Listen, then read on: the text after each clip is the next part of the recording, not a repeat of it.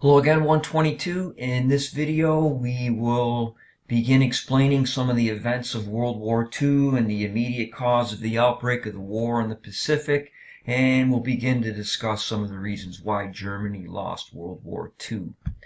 And unleashing an early form of blitzkrieg, or lightning war, Hitler stunned Europe with the speed and efficiency of the German attack. Armored columns or panzer divisions. A panzer division was a strike force of about 300 tanks and accompanying forces and supplies, supported by airplanes, and they broke quickly through the Polish lines and encircled the bewildered Polish troops. And conventional infantry units then moved in to hold the newly conquered territory, and within 4 weeks Poland had surrendered. And on September 28, 1939, Germany and the Soviet Union, as per the non-aggression pact that we talked about earlier, officially divided Poland between them. After the phony war, as it was called, the 4 months of inactivity, Hitler resumed the war on April 9, 1940, with another blitzkrieg against Denmark and Norway, and we'll look at that map shortly. 1 month later, on May 10th, the Germans launched their attack on the Netherlands, Belgium, and France. The main assault through Luxembourg and the Ardennes forest was completely unexpected by the French and British forces. They just went around the Maginot Line, these elaborate defenses that the French had constructed that were elaborate trenches, basically, and they spent millions of francs on this, and the Germans just went around it. They wasted millions of francs constructing these things, and they were never used. And the Germans, panzer divisions, broke through the weak French defenses positions up in the Ardennes, and they raced across northern France, splitting the Allied armies and trapping French troops and the entire British army on the beaches of Dunkirk. Only by heroic efforts did the British achieve a gigantic evacuation of 330,000 Allied troops. The French capitulated on June the 22nd, and German armies occupied 3/5 of France, while the French hero of World War I, Marshal Henri Pétain, established an authoritarian regime known as Vichy France over the remainder. Germany was now in control of Western and Central Europe, but Britain had not been defeated. And here's the map of World War II in Europe and North Africa, and you can see how much the Germans and the Italians had expanded by 1942. And eventually the Americans come in with Operation Torch, and they'll invade in Morocco, and the British will stop the Germans in North Africa at El Alamein, and eventually they're pinched, and in 1943 they'll surrender, and eventually the British and Americans invade Sicily, and then they'll invade the Boot and go up the Italian peninsula in some seriously heavy casualty fightings to take Italy, and eventually the advance will be stopped. This huge front in the Soviet Union will be stopped, and the Soviets will recover, even though they suffered massive casualties and destruction, and eventually they'll begin to push the Germans back. And now what's going to happen with Great Britain? At the beginning of August 1940, the German Air Force, or the Luftwaffe, launched major offensives against the British air and naval bases, harbors, communication centers, and war industries.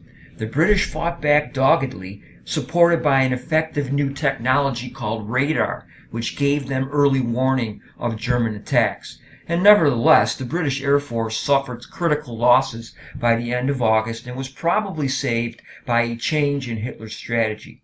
In September, in retaliation for a British attack on Berlin, Hitler ordered a shift from military targets to a massive bombings of British cities to break British morale.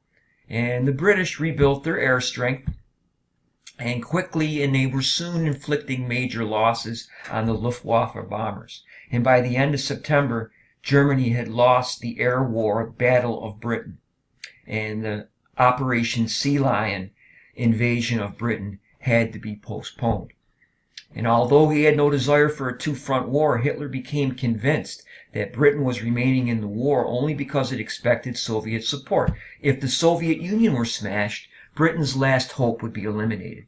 Although the invasion of the Soviet Union was scheduled for the spring of 1941, the attack was delayed because of problems in the Balkans. Hitler had already obtained the political cooperation of Bulgaria, Hungary, and Romania, but Mussolini's disastrous invasion of Greece in October 1940 exposed Hitler's southern flank to British air bases in Greece, and to secure his Balkan flank, German troops seized both Yugoslavia and Greece in April. Feeling reassured, Hitler turned to the east and invaded the Soviet Union in Operation Barbarossa on June the 22nd, 1941. And this is a big reason for the eventual loss of the war by the Germans. The massive attack stretched out along an 1,800-mile front.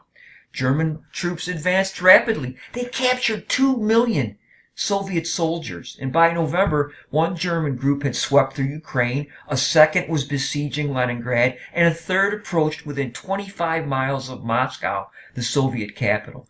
But in early winter and an unexpected Soviet resistance, they didn't quit.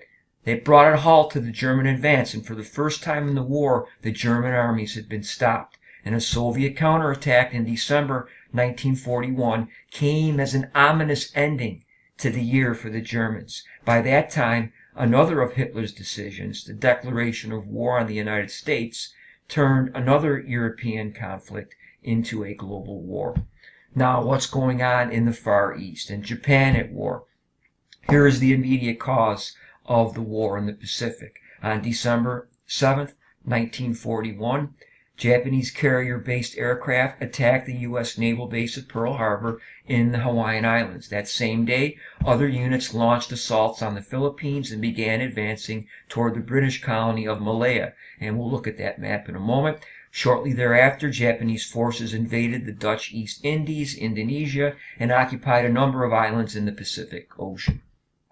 And by the spring of 1942, almost all of Southeast Asia and much of the Western Pacific had fallen into Japanese hands. Japan declared the establishment of the Greater East Asia Co-Prosperity Sphere, encompassing the entire region under Japanese tutelage, as we talk about, and announced its intention to liberate the colonial areas of Southeast Asia from Western colonial rule. For the moment, however, Japan needed the resources of the region for its war machine and placed the countries under its own rule on a wartime basis. Japanese leaders had hoped that the lightning strike at American bases would destroy the U.S. Pacific Fleet and persuade President Franklin Delano Roosevelt to accept Japanese domination of the Pacific. But the Japanese had miscalculated. The attack on Pearl Harbor galvanized American opinion and won broad support for Roosevelt's war policies that he'd been carrying out for the last couple years. The United States now joined with European nations and nationalist China in a combined effort to defeat Japan and end its hegemony in the Pacific. Believing that American involvement in the Pacific would render the United States ineffective in the European theater, Hitler declared war on the United States 4 days after Pearl Harbor.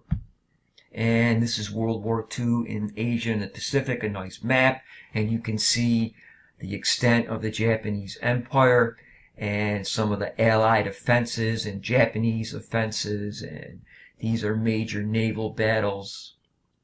Battle of the Coral Sea, Leyte Gulf, Singapore, Midway, and the attack on Pearl militarily was not a success, as we'll see, because the aircraft carriers were out to sea and they were not touched by the Japanese attack, which made the naval battle at Midway then so crucial, as we'll see. And again, the war in the Pacific really started, the Second Sino-Japanese War started with the Japanese invasion of North China in 1937. And we will conclude this events of World War II in part 2.